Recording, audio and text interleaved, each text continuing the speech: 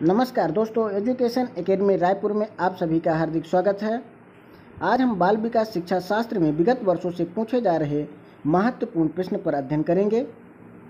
ये प्रश्न बाल मनोविज्ञान एवं बाल शिक्षा शास्त्र से संबंधित हैं। यदि आप शिक्षक पात्रता परीक्षा की तैयारी कर रहे हैं तो आप हमारे education academy Raipur YouTube channel को सब्सक्राइब करें, साथ ही बेल आइकन बटन दबाना ना भूलें, जिससे आपको शिक्षक पात्रता परीक्षा से समस्त स्टडी मटेरियल प्राप्त होते रहें। आपको बता दें कि हमारी शिक्षक पात्रता परीक्षा द्वारा PDF स्टडी मटेरियल 1 हफ्ते बाद जारी की जाएगी, तो आप सभी हमारे YouTube चैनल को सब्सक्राइब जरूर करें। तो आइए आज हम 30 महत्वपूर्ण प्रश्न पर अध्ययन करें। डिसलेक्सिया का संबंध है फर्स्ट A पढ़ने की अक्षमता से, B लिखने की अक्षमता से, C आंकिक अक्षमता से, D तार्किक अक्षमता से। तो इसका राइट आंसर क्या होगा? A number. डिसलेक्सिया पढ़ने की अक्षमता से इसका संबंध है, क्योंकि डिसलेक्सिया जो है एक प्रकार का विकार है, अधिगम विकार है। B सेकंड क्वेश्चन जो आता है, बच्चों को सीखने हेतु अभिप्रेरित करने के लिए शिक्षक को बढ़ावा देना चाहिए। फर्स्ट, प्रतिस्पर्धा करने के लिए। B कक्षा में प्रथम आने वाले बच्चे को पुरस्कृत करने के लिए। C सीखने हेतु उचित स्थिति और वातावरण का सृजन करना। D नंबर, कक्षा में प्रतिभाशाली बच्चों की प्रशंसा करके। तो इसका राइट आंसर क्या होगा? C number. बच्चों को सीखने हेतु प्रेरित करने के लिए शिक्षक को सीखने हेतु उचित स्थिति और वातावरण का सृजन करना चाहिए। तो इसका राइट आंसर C नंबर। निम्न में से कौन से तत्व हैं जो अनुशासन के लिए मुख्य हैं? फर्स्ट नंबर, कुशल मुख्याध्यापक। सेकंड, स्कूल का स्वस्थ वातावरण। थर्ड, आदर्श अध्यापक। फोर्थ, पुरस्कार और दंड। तो ये चारों गुण होना आवश्यक है, जिससे अनुशासन बना रहता है। तो इसका राइट आंसर क्या होगा? D नंबर, ये सभी। एक आदर्श अध्यापक में पाया जाने वाला गुण है। अगर कोई आदर्श अध्यापक है, उसके अंदर कौन कौन सी क्वालिटी होना चाहिए? फर्स्ट नंबर, लोकतंत्रात्मक दृष्टिकोण। B विषय वस्तु पर अधिकार। C बाल मनोविज्ञान का ज्ञान। D नंबर, ये सभी। तो एक आदर्श अध्यापक में लोकतंत्रात्मक दृष्टिकोण होना चाहिए, राइट। विषय वस्तु पर अधिकार भी होना चाहिए, ये भी राइट। बाल मनोविज्ञान का ज्ञान भी होना आवश्यक है, यानी इसके राइट आंसर क्या होगा? D नंबर, ये सभी। पिछड़ा बालक वह है जो अपने पाठशाली जीवन के मध्य में अपनी आयु के अनुरूप सामान्य कक्षा से नीचे की कक्षा का कार्य ना कर सके। यह कथन किसका है? First number, Cyril Burt. B Terman. C Taylor. D मॉरिटस। इसका राइट आंसर क्या होगा? Cyril Burt, A number. आपकी कक्षा में एक बच्चा रोज आपको परेशान करने के लिए अप्रासंगिक प्रश्न पूछता है, आप क्या करेंगे? फर्स्ट नंबर, प्रधानाचार्य से शिकायत करेंगे। B नंबर, उसे डांटेंगे। C नंबर, उससे बातचीत करेंगे। D उसके माता पिता से शिकायत करेंगे। इसका राइट आंसर क्या होगा? C नंबर, उससे बातचीत करेंगे। बातचीत करके उसकी समस्या का पता लगाकर समस्या का निदान करेंगे। सेवंथ है, पियाजे की कौन सी अवस्था का संबंध अमूर्त एवं तार्किक चिंतन से है? फर्स्ट नंबर, संवेदी गामक अवस्था। B नंबर, पूर्व संक्रियात्मक अवस्था। C अमूर्त संक्रियात्मक अवस्था। D मूर्त संक्रियात्मक अवस्था। पियाजे ने संज्ञानात्मक विकास के अंतर्गत 4 अवस्थाओं में बांटा था। इन चारों अवस्थाओं में जो अमूर्त संक्रियात्मक अवस्था है, जिसमें बच्चा तार्किक चिंतन करने लगता है, 11 वर्ष से ऊपर की एज में वह तार्किक चिंतन करने लगता है। इसका राइट आंसर क्या होगा? C नंबर, अमूर्त संक्रियात्मक अवस्था। NCF 2005 की संस्तुतियों के अनुसार कक्षा 1 एवं कक्षा 2 के विद्यार्थियों के लिए मूल्यांकन का तरीका होना चाहिए। फर्स्ट नंबर, लिखित परीक्षण के आधार पर। बी मौखिक परीक्षण के आधार पर, सी लिखित एवं मौखिक परीक्षण के आधार पर, डी प्रेक्षण के आधार पर। तो राष्ट्रीय पाठचर्या की रूपरेखा एनसीएफ, राष्ट्रीय पाठचर्या की रूपरेखा जो है वह कैसे होनी चाहिए, किसके आधार पर होना चाहिए? तो इसका राइट आंसर क्या होगा? डी नंबर, प्रेक्षण के आधार पर।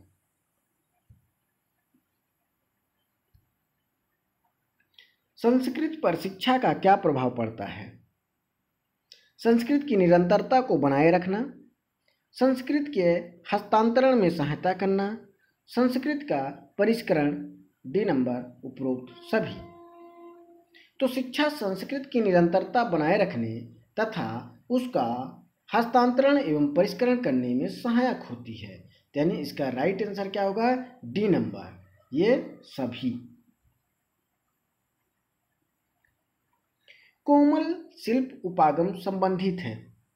ए नंबर रेडियो से, बी दूरदर्शन से, सी कंप्यूटर से, डी मनोवैज्ञानिक सिद्धांतों के अनुप्रयोग से। तो कोमल शिल्प उपागम का संबंध मनोवैज्ञानिक सिद्धांतों के अनुप्रयोग से है, जिसका राइट आंसर क्या होगा? D number. एक शिक्षिका का भावनात्मक बुद्धि लब्धांक ऊंचा है, इसका तात्पर्य है कि वह उच्च बुद्धि वाली है, वह उच्च अनुशासन प्रिय है, वह हास परिहास वाली है, वह संतुलित व्यवहार रखती है। मतलब किसी शिक्षिका का या शिक्षक का भावनात्मक बुद्धि लब्धांक ऊंचा हो तो उसका तात्पर्य यह है कि वह अपने व्यवहार को संतुलित रखती है, संतुलित व्यवहार करने का गुण उसमें पाया जाता है। तो राइट आंसर क्या होगा? D number. निम्न में से वस्तुनिष्ठ परीक्षणों के गुणों के संबंध में सही कथन है। परीक्षण के गुण के संबंध में फर्स्ट नंबर, इनका अंकन शीघ्रता एवं सुगमता से किया जा सकता है। ये परीक्षकों के व्यक्तिगत प्रभाव से प्रभावित नहीं होते हैं। वस्तुनिष्ठता के कारण ये अधिक विश्वसनीय एवं वैध होते हैं। उपरोक्त में से कोई नहीं। तो 12 का कौन सा आंसर सही होगा? बी नंबर, यानी फर्स्ट, सेकंड और थर्ड ऑप्शन जो है इसके सही हैं, क्योंकि वस्तुनिष्ठ में अंकन शीघ्रता एवं सुगमता से किया जा सकता है, राइट। परीक्षकों के व्यक्तिगत प्रभाव से प्रभावित नहीं होता, राइट, क्योंकि इसमें क्या है, वस्तुनिष्ठ प्रश्न में अगर सही है तो राइट 1 आंसर, गलत है तो 0। इसमें कोई गुंजाइश नहीं होती कि किसी भी व्यक्ति का उसमें प्रभाव पड़े। वस्तुनिष्ठता के कारण ये अधिक विश्वसनीय एवं वैध होते हैं, यानी इसके राइट आंसर तीनों होंगे। B number. विद्यालय का कार्य होता है संस्कृत का संरक्षण रखना, संस्कृत का परिष्करण करना, संस्कृत से नए प्रतिरूपों का निर्माण, उपरोक्त सभी। तो 13 का क्या होना चाहिए? डी नंबर, यानी विद्यालय वह स्थान है जहां बालकों के उद्देश्य अधिगम के लिए तैयार किया जाता है। इसके मुख्य कार्यों में संस्कृत का संरक्षण, परिष्करण और प्रतिरूपों का निर्माण करना भी शामिल होता है, यानी इसका राइट आंसर क्या होगा? D number. सामाजिक परिवर्तन का सर्वाधिक कार्यकारी कारक है धर्म, शिक्षा, सरकार, जाति। इसका क्या होगा? शिक्षा। शिक्षा एक सामाजिक परिवर्तन लाती है। समाज में परिवर्तन लाने का मुख्य जो कार्य है वह शिक्षा करती है, यानी वह रूढ़वादी परंपरा को हटाती है, नए नए आयामों को सिखाती है। इसका राइट आंसर क्या होगा? B number. राष्ट्रीय दृष्टिबाधितार्थ संस्थान स्थित है NIVH, राष्ट्रीय दृष्टिबाधितार्थ संस्थान स्थित है। ए नंबर शिमला में, बी कोलकाता में, सी देहरादून में, डी दिल्ली में। तो यह राष्ट्रीय दृष्टिबाधितार्थ संस्थान यानी NIVH देहरादून में स्थित है, यानी इसका राइट आंसर सी नंबर। शिक्षा की प्रक्रिया के अंग होते हैं। देखो, एक शिक्षा है उसकी प्रक्रिया के कौन कौन से अंग हैं? फर्स्ट शिक्षक, बी शिक्षार्थी, सी पाठ्यक्रम, डी ये सभी। इसका राइट आंसर क्या होगा? D number. शिक्षा के ये सभी अंग होते हैं। इसका ट्राइंगल ऐसे करके एक चित्र डायग्राम बनता है जिसमें होते हैं शिक्षक, और होता है शिक्षार्थी और पाठ्यक्रम, और एक पूरी साइकिल चलती रहती है। प्रभावी और स्थायी शिक्षा ग्रहण करने के लिए विद्यार्थी के पास होना चाहिए केवल शिक्षा प्राप्त करने के अवसर, बी योग्यता और अभिप्रेरणा का वांछित स्तर, सी केवल उपयुक्त बौद्धिक स्तर, डी केवल सीखने की योग्यता। प्रभावी और स्थायी शिक्षा ग्रहण करने के लिए विद्यार्थी के पास योग्यता और अभिप्रेरणा का वांछित स्तर होना आवश्यक है, यानी उसमें योग्यता के साथ साथ मोटिवेट होनी चाहिए, यानी रुचि होना चाहिए, अभिप्रेरित होना चाहिए। B number. निम्नलिखित को सुमेलित कीजिए, यानी कॉलम ए को कॉलम बी से। ये कुछ पुस्तकों के नाम दिए गए हैं, वो किससे संबंधित हैं। रिपब्लिक पुस्तक, Emile and Education, The School and Society और संध्या विधि। तो रिपब्लिक पुस्तक के जो कौन है राइटर, प्लेटो। रिपब्लिक पुस्तक को किसने लिखा था, इसका राइट आंसर होगा प्लेटो। फिर एमिल एंड एजुकेशन के रचयिता कौन है, Rousseau. The School and Society के रचयिता कौन है, जॉन डीवी। और संध्या विधि के रचयिता दयानंद सरस्वती, यानी 3412। अब देख लीजिए 3412 किसमें है, 3412, यानी इसका राइट आंसर कौन सा होगा, ए नंबर। खेल शिक्षण विधि के प्रतिपादक कौन है, सुकरात, फ्रोबेल, किलपैट्रिक, अरस्तु।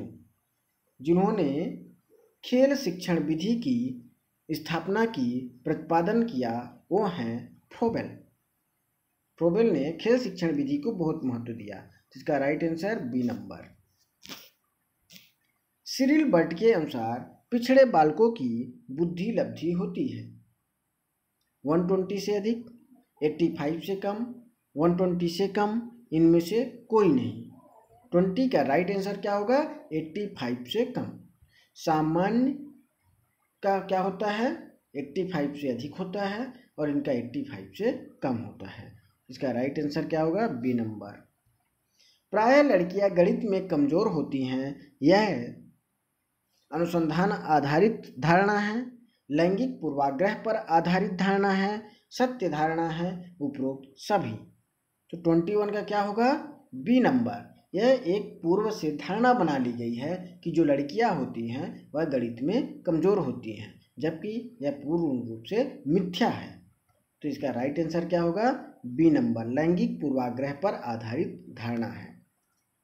प्रतिभाशाली बालकों में निम्न विशेषता होती है, अधिक महत्वाकांक्षा, बुद्धि लब्धि 110 से अधिक, विस्तृत शब्दकोश, ये सभी।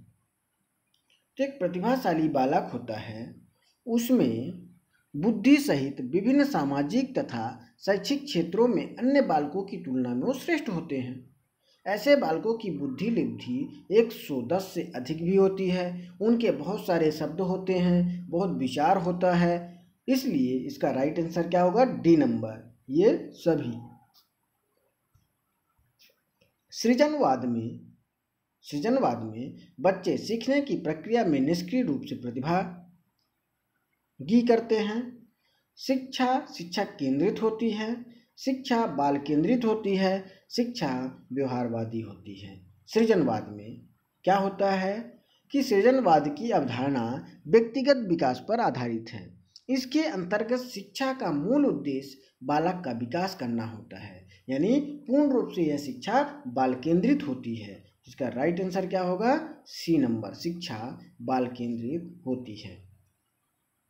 निम्नलिखित में से कौन सी परिस्थिति में बच्चे का संवेगात्मक एवं सामाजिक विकास अच्छे से होगा, जब बच्चे को महत्वपूर्ण माना जाए, उसकी भावनाओं का सम्मान किया जाए, या बच्चे को अधिक से अधिक पढ़ने को कहा जाए, या बच्चे की कक्षा में अच्छे अंक आए, या जब शिक्षक बच्चों को उनके बौद्धिक स्तर के अनुसार पढ़ाए।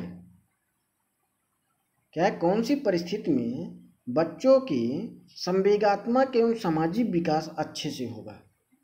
तो संवेगात्मक और सामाजिक विकास जब अच्छे से होगा जब हम उनकी भावना का सम्मान करें, उनकी भावनाओं को क्या करें, सम्मान करें, महत्वपूर्ण माने, तो वह क्या है, बच्चा अधिक विकसित होगा, उसके संवेग का विकास अधिक होगा। तो इसका राइट आंसर क्या होगा, ए नंबर।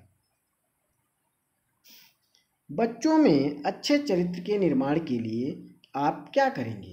पाठ्य पुस्तक में चरित्र निर्माण संबंधी पाठ होना चाहिए। चरित्र निर्माण के लिए व्याख्यान दिए जाने चाहिए। कक्षा कक्ष गतिविधि इस प्रकार से हो कि बच्चों को चरित्र निर्माण में सहायता मिल सके। महापुरुषों की जीवनी बच्चों को पढ़ाई जानी चाहिए। इसका राइट आंसर क्या है कि बच्चे के चरित्र का निर्माण तभी संभव होगा जब कक्षा कक्ष में इस प्रकार की गतिविधियां प्राप्त हों या कि इस प्रकार का वहाँ को करिकुलर एक्टिविटी हो जिससे बच्चों के चरित्र के निर्माण में सहायता मिल सके। जिसका राइट आंसर सी नंबर। भारत में शैक्षिक इतिहास में कितने प्राथमिक शिक्षा का मौलिक अधिकार संबंधित बिल धारा सभा इंपीरियल काउंसिल में प्रस्तुत किया था?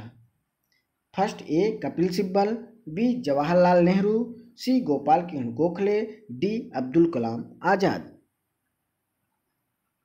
तो भारत के शैक्षिक इतिहास में प्राथमिक शिक्षा का मौलिक अधिकार संबंधी बिल इंपीरियल काउंसिल में प्रस्तुत करने वाले जो थे उनका नाम गोपाल कृष्ण गोखले है, सी नंबर। मूल्यांकन से अभिप्राय है छात्रों की आवश्यकता का पता लगाना, छात्रों की बुद्धि का पता लगाना, छात्रों के अध्ययन की सफलता व असफलता का अध्ययन करना, स्वास्थ्य परीक्षण करना। 27 का जो मूल्यांकन एक क्या है, क्रमिक प्रक्रिया है जो कि संपूर्ण शिक्षा प्रणाली का एक अभिन्न अंग है। मूल्यांकन से हम छात्रों की अध्ययन की सफलता असफलता का अध्ययन करने में मूल्यांकन की भूमिका बहुत महत्वपूर्ण होती है। जिसका राइट आंसर क्या होगा, सी नंबर। बेसिक शिक्षा हेतु महात्मा गांधी ने किस पाठ्यक्रम पर बल दिया था? नृत्य कला केंद्रित होना चाहिए, हस्तकला केंद्रित होना चाहिए, पुस्तकला केंद्रित होना चाहिए या संगीत कला केंद्रित होना चाहिए? तो बेसिक शिक्षा के लिए महात्मा गांधी ने हस्तकला केंद्रित शिक्षा पर बहुत अधिक बल दिया था।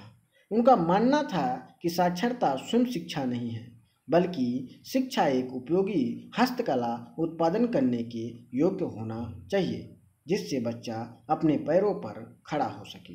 इसका राइट आंसर क्या होगा, बी नंबर।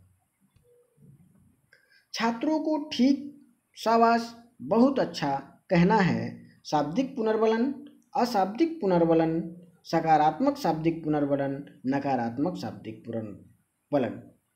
तो आपने माइक्रो टीचिंग यानी स्किल में देखते हैं कि जब हम क्या करते हैं, बच्चों को कोई प्रश्न करते हैं तो बोलते हैं ठीक, शाबाश, बहुत अच्छा। तो जब हम उनकी प्रशंसा करते हैं तो इस प्रकार का प्रशंसा करना क्या कहलाता है, शाब्दिक पुनर्वलन। और कौन सा शाब्दिक पुनर्वलन, सकारात्मक, आप उसको पॉजिटिविटी दे रहे हैं। इसका राइट आंसर क्या होगा, सी नंबर। निम्न में से कौन श्रव्य दृश्य सामग्री का उद्देश्य है? शिक्षण को प्रभावशाली बनाना, राइट। छात्रों में सृजनात्मकता उत्पन्न करना, राइट। छात्रों को क्रियाशील बनाना, राइट। विषय वस्तु में अरुचि उत्पन्न करना। तो ये फोर्थ गलत है, यानी फर्स्ट, सेकंड और थर्ड। तो इसका राइट आंसर क्या होगा, ए नंबर, कि श्रव्य दृश्य जो सामग्री है वह शिक्षण प्रक्रिया को प्रभावशाली, छात्रों में क्रिएटिविटी और छात्रों को एक्टिव करने का कार्य करती है। इसका राइट आंसर क्या होगा, थर्ड नंबर। तो ये आपके कंप्लीट 30 क्वेश्चन थे। आशा करता हूँ कि यह सभी आपको बहुत ही आपके जीवन के लिए महत्वपूर्ण प्रश्न हैं जो शिक्षक बनने में एक महत्वपूर्ण भूमिका अदा करेंगे। इसी के साथ धन्यवाद। और आपने यदि अभी तक हमारे चैनल को सब्सक्राइब नहीं किए हैं तो सबसे पहले कृपया रेड बटन दबाकर चैनल को सब्सक्राइब करें। नमस्कार, धन्यवाद।